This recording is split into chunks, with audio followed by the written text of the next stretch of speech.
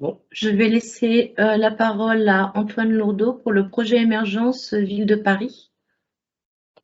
Merci, bonjour à tous. Alors, je partage mon écran. Tac.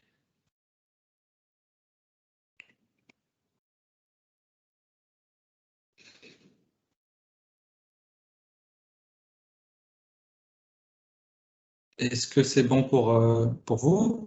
Oui, OK.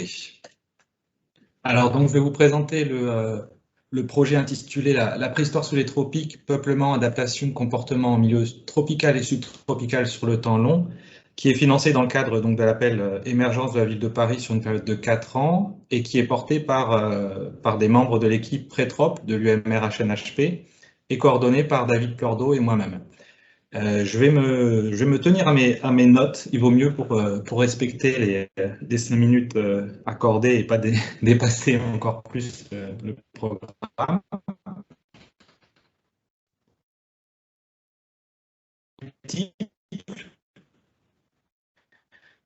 Celui d'abord de la place centrale faite aux environs.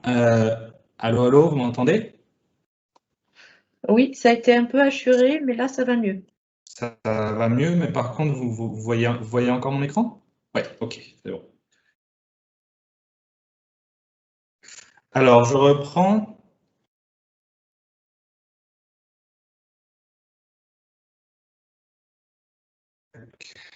Est-ce que vous m'entendez?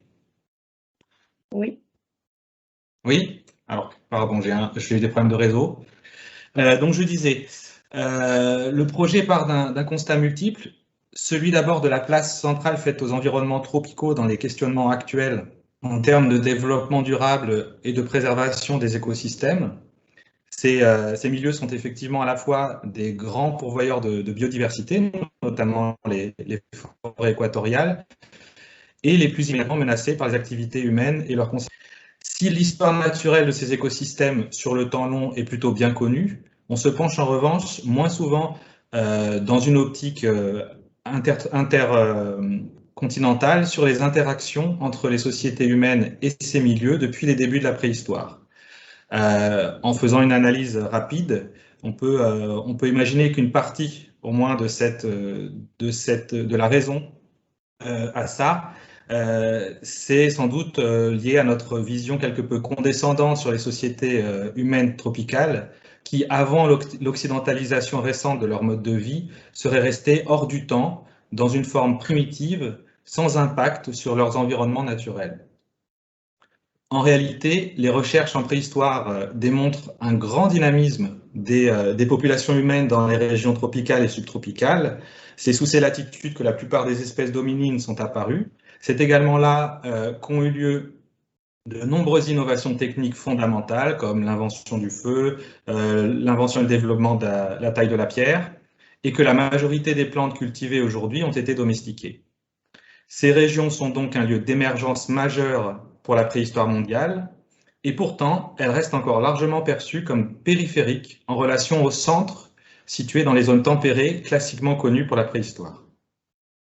C'est donc un double eurocentrisme scientifique que le projet Préhistropique propose de détricoter, à la fois l'absence de prise en compte des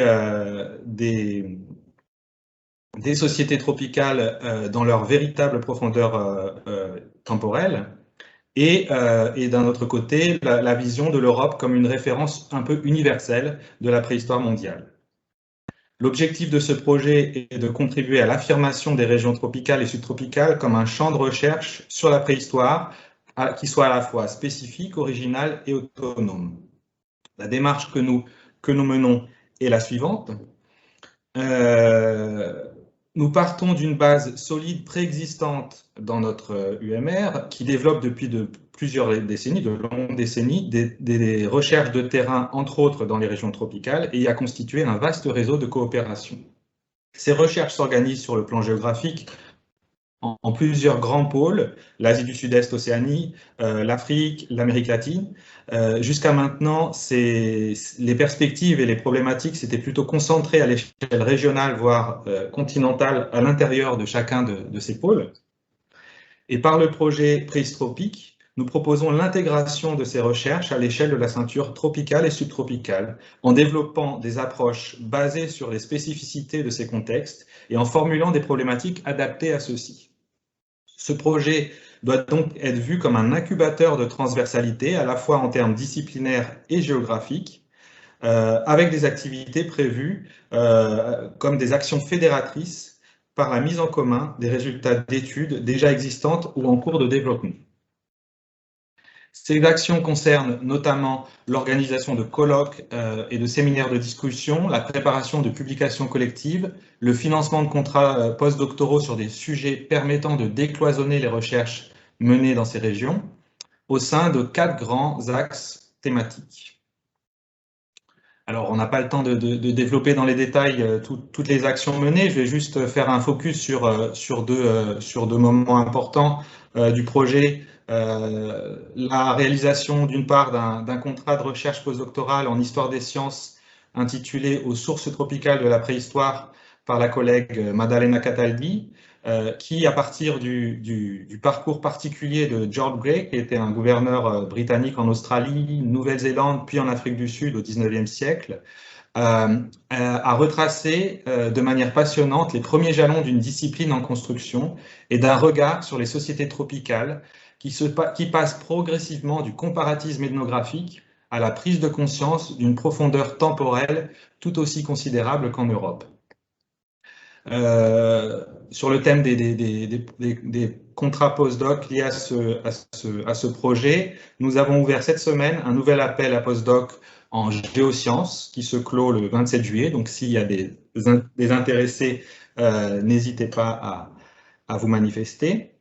Et pour terminer, citons le colloque international que nous organisons du 3 au 5 novembre prochain au Musée de l'Homme, qui rassemblera une quarantaine de chercheurs travaillant sur toutes les régions de la ceinture tropicale.